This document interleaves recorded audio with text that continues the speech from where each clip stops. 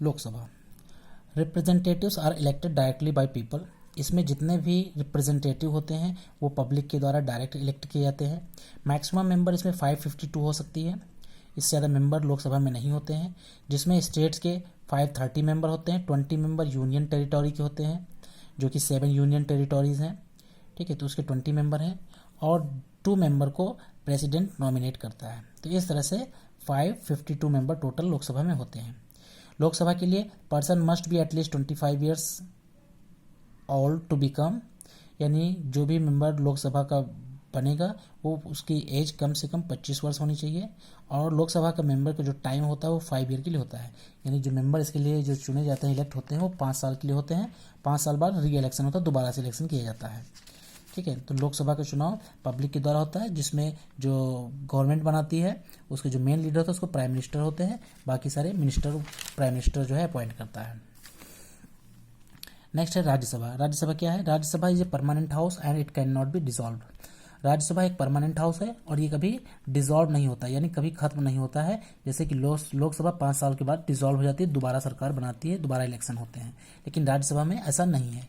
1/3 of its member retire every 2 year. इसके जो 1/3 member हैं वो हमेशा हर 2 साल पर रिटायर हो जाते हैं। जैसे इसमें मैक्सिमम मेंबर 250 होते हैं, तो इसके जो 1/3 मेंबर है वो एवरी 2 ईयर पर वो रिटायर हो जाते हैं और सेम टाइम पर 1/3 मेंबर फिर से अपॉइंट हो जाते हैं, जो कि जितने भी जो पार्लियामेंट के मेंबर होते हैं वो सभी लोग मिलकर इन मेंबरों का इलेक्शन करते हैं। इसका जो टाइम पीरियड होता है वो 6 ईयर का होता है। 6 साल के लिए लोकसभा के सदस्य का टाइम होता है, राज्यसभा के सदस्यों का टाइम होता है 6 ईयर का। इसमें मैक्सिमम मेंबर 250 होते हैं, 250 मेंबर हो सकते हैं। स्टेट में 230 मेंबर स्टेट के होते हैं, 4 मेंबर यूनियन टेरिटोरी के होते हैं और 12 मेंबर को प्रेसिडेंट नॉमिनेट करता है, जो कि होता है आर्ट से, साइंस से, स्पोर्ट्स से। इस तरह से कई जो पार्ट्स में जो उन्होंने अच्छा काम किया है उनको प्रेसिडेंट अपनी तरफ से अपॉइंट करता है, तो वो 12 मेंबर होते हैं। इसके बाद है person must be at least 30 years to become. इसमें जो भी इसका मेंबर होगा उसकी एज एटलीस्ट 30 ईयर्स होनी चाहिए, कम से कम 30 वर्ष होनी चाहिए, तभी वो राज्यसभा का मेंबर बन सकता है। ठीक है, तो ये था आपका राज्यसभा। इससे पहले आपने लोकसभा पढ़ा, तो ये चीज़ें इंपॉर्टेंट है, थोड़ा ध्यान रखिएगा। नेक्स्ट है एग्जीक्यूटिव।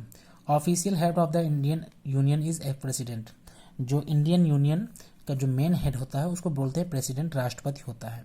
राष्ट्रपति जो है ऑफिशियल हेड होता है।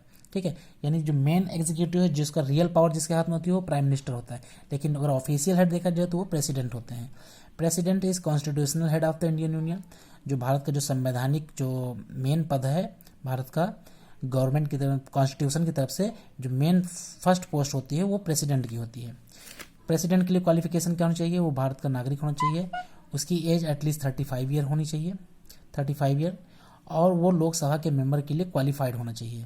यानी उससे जो है अगर वो पहले से क्वालिफाइड है तो गुड है, अदरवाइज उसे अगले 6 मंथ के अंदर लोकसभा के मेंबर के रूप में क्वालिफाइड होना पड़ेगा।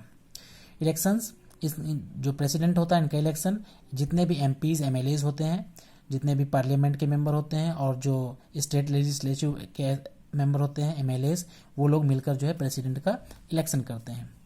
Elected member of Lok Sabha and Rajya Sabha, जैसे हमने बताया कि पार्लियामेंट में जो लोकसभा राज्यसभा के सदस्य लोग करते हैं, और elected member of state legislative assemblies, और जो राज्य विधानसभाओं के जो सदस्य होते हैं वो लोग मिलकर करते हैं। सैलरी प्रेसिडेंट की होती है 5 लाख रुपये पर मंथ, 5 साल के लिए होते हैं और दोबारा से रीअपॉइंट भी हो सकते हैं। ठीक है, इनका टाइम भी बढ़ाया जा सकता है नेक्स्ट 5 ईयर के लिए फिर से। पावर्स ऑफ द प्रेसिडेंट, इनकी क्या क्या पावर होती हैं? The president has executive, legislative, judicially, financial and emergency powers as detailed in the constitution. जैसा कि कॉन्स्टिट्यूशन में लिखा हुआ है कि प्रेसिडेंट को लिए जो है जुडिशियल, लेजिस्लेटिव, फाइनेंस, इस तरह की कई सी इमरजेंसी पावर्स जो है प्रेसिडेंट को दी गई हैं।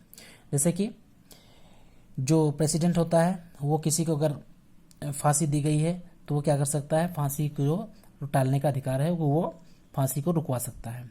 इसके अलावा प्रेसिडेंट जो भी इलेक्शन होते हैं, हर बार इलेक्शन के बाद जो स्टार्ट होता है पार्लियामेंट, तो उसके स्टार्ट के जो अभिभाषण होता है, राष्ट्रपति का स्पीच होता है, वो पहले राष्ट्रपति को ही करना पड़ता है।